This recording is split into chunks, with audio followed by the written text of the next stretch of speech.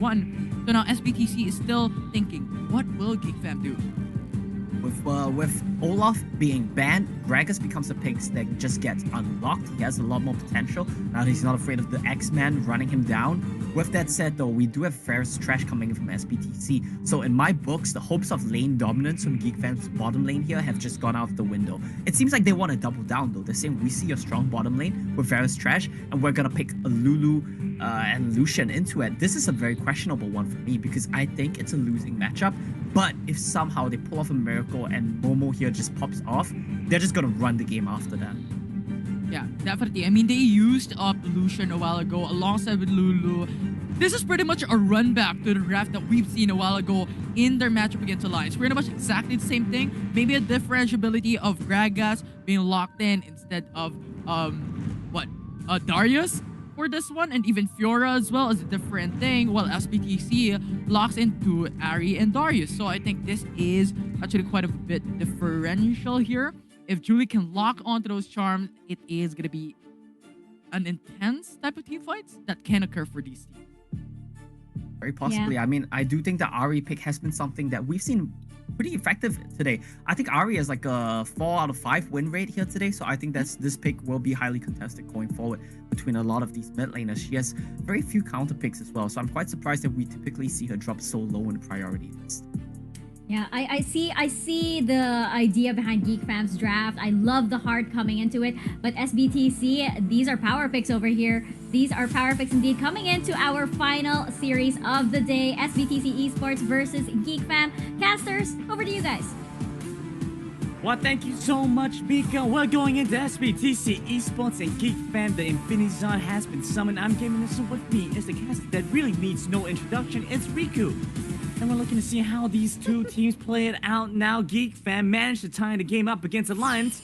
And maybe, if we're ambitious enough, we're looking to get the win off SBTC. I mean, it's a possibility. We are now seeing Momo and Nyx in their... Well, I wouldn't really call it signature just yet, but this is the duo. This is the duo that we've seen getting that triple kill early on the Lucian, as well as Nyx having to help that happen. So we'll see if the setup is going to be the same, because it's not at the get-go. It's a Thresh versus Varus. It's not the usual Kai'Sa plus something where you can bully out. We'll see how that goes. I love how positive you are, Riku. You know, you don't discount these teams yet. They have a chance. There's a possibility. It's kind of, you kind of have to use the time stone to find that possibility, but we're okay for that. We believe that that's the chance that it could happen. Sacrifices might have to be made, but either way, as things start out, like you mentioned early on, it's Kiro and Akino down with the Varus and the Thresh. You know, you don't have an enabler, don't have a support that allows you to kind of get topped up and boosted up in a lot of these fights, so things are going to be a little bit more dicey. So I foresee TF and Minas having to kind of pop off, come online early on, because they need to have that additional buffer to win these fights. Yeah, this is going to be very scary, especially this big duo, TF and Minas. Whenever Minas either apprehends someone, and then that big AoE stun going to come from TF. That's going to be a huge chunk of damage coming in. And looking at the Thresh too, Akino on this Thresh. There we go. That's the start. That's the dive and intercept for first blood for TF. Easy setup. Big poke. It's not over though. Would you have it any other way, Riku? Things don't end so quickly. Not for SBTC. They find the death sentence on Haki, and it will be followed through on as the Ignite, as the knock-up. It's TF once again. 2 kills in his early game. Akino with so many death sentences, and as well as Kirill with the pokes. Momo not surviving the lane. This is a complete contrast of what we've seen in game number 2 against the Lions, where they get a triple kill, and now they're the ones having to fight at the back end with this very strong, heavy range of a Varus and TF again coming in. Well, there we have it. You just don't quite get a break. Geek Fam lose another down again. Find a catch. TF has the ultimate, and there we go. The win slash confirms yet another SBTC 4 on the board. Riku, I think I'm just gonna let them do their own thing. You can say whatever you want. Yeah, it's crazy. TF basically got level 5 through kills. He's the first one to reach level 5. So much destruction, Riku. It's crazy. This is a crazy start. I mean, we expected, when I see a Thresh getting locked in, I usually expect maybe not a snowball coming in through Minas. And I don't think Mina's expected it either. It's gonna flash away. He will get to safety.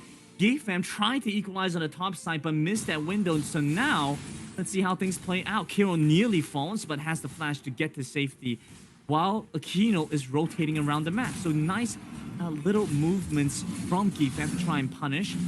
You know, this might be a little bit too ambitious. I think he's kind of caught forward. He pulls Kiro in, but that's not where they want to be.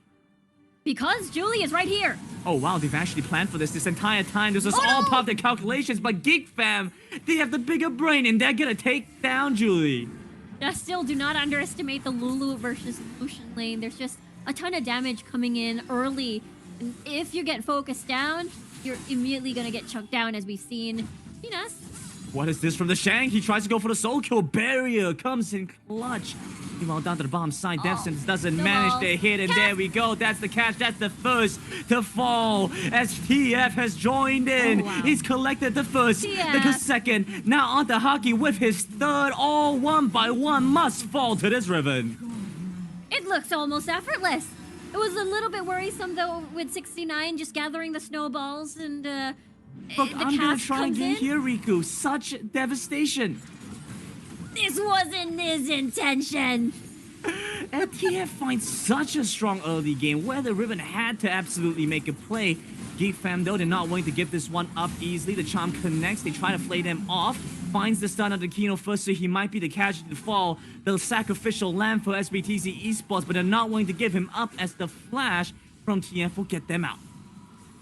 A little bit too close there. I mean, at this point of the game, the death timers are going to be very, very short. GEEK fam's able to scare away SBTC. Let's take a look at that again. I was a little bit worried there because the cast came in, the snowball didn't connect. There was a little bit of the anti-synergy of skills going on there, but it doesn't matter. TF just comes in, swoops in. At the end of the fight, no cooldowns. Basically, I can take advantage of everyone. Once again, now with the Proto Belt to boot, the first to fall is gonna be Momo. Actually flashes away. It seems like Julie will confirm that at least, though. TF has to reposition. The explosive cast come through. Death sentence onto the minion, but look at Kiro. In the back, he's found the flank, and GEEK fam will fall once again. This bot side is a bloodbath, and SBTC Esports are here to collect. That is usually something that you do not see. A flanking Varus, you know how confident SBTC is. If you find a Varus locking in your escape, using the Chain of Corruptions just to hold you down under the tower.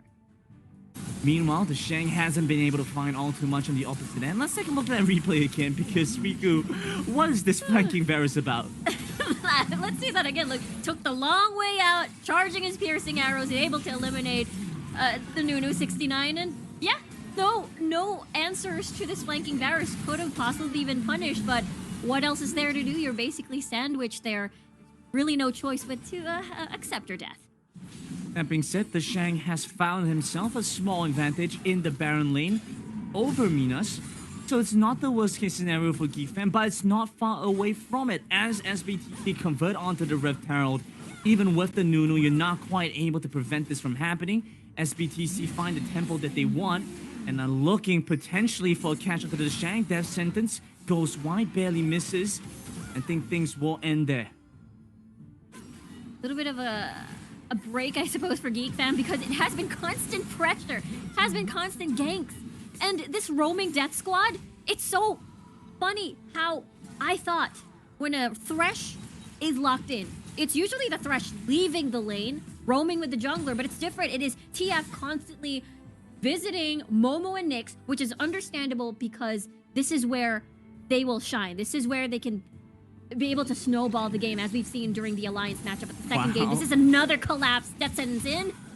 Look at how aggressive Aquino is stepping forward. Unfortunately, the aggression will not pay off this time around. He's going to go down, but Minas is here to equalize, and they've taken down the jungler. 69, the first to fall in this exchange, and moving on to Hockey, who won't be able to get away. SBTC, what more can I say? They have dismantled GEEK fam time and time again. This is the series that we were expecting, and GEEK fam can do nothing in the face of this aggression.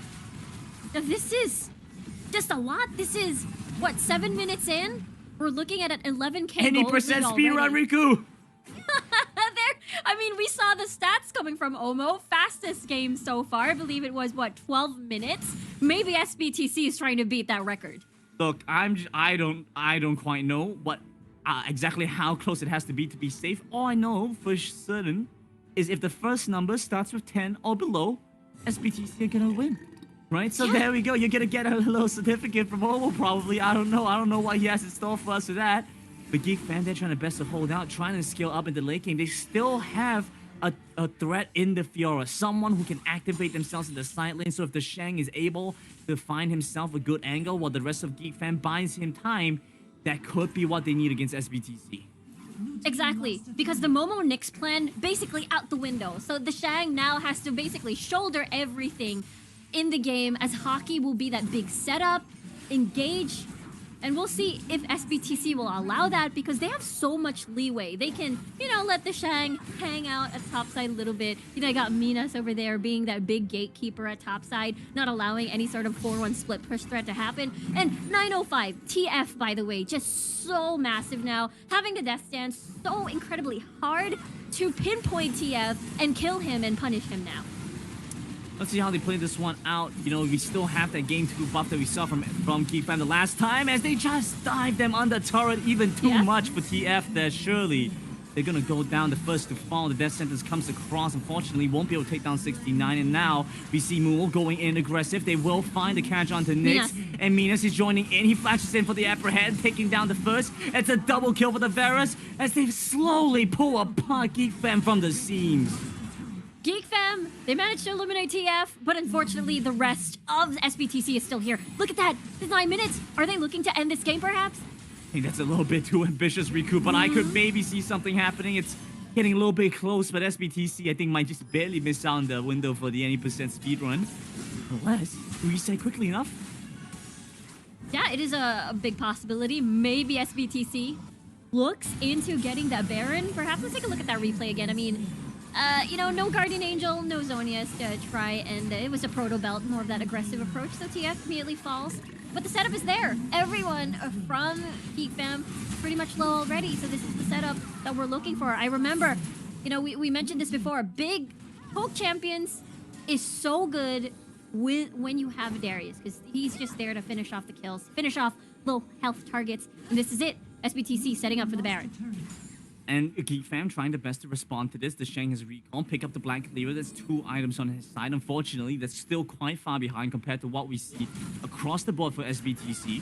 They've now set up some vision control, and Geek Fam have to walk in the jungle to try and respond to this, to watch out for this Baron. I mean, time is ticking down. Nyx has the flash. There's the catch coming through from Julie. Forces the wild growth already. TF still walking in aggressively. Might be able to take down 69 in the process. That's going to be the grand challenge coming across. They find the stun onto the river. TF will surely go down. Finally, Geek Fam find one in the process, but SBTC, they're not too phased by this.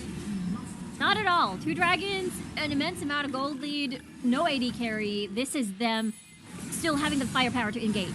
The Shang starts this one off, and that's the salt follow-up. That's the damage that they needed. They find the first catch. Akino is going to respawn, and Kiro's just kiting away. Where's the damage supposed to come from? Not from a Lulu, not from a Lulu. Surely, there's nothing they can get done in the face of a major marksman who's taking them down for a triple kill for SBTC.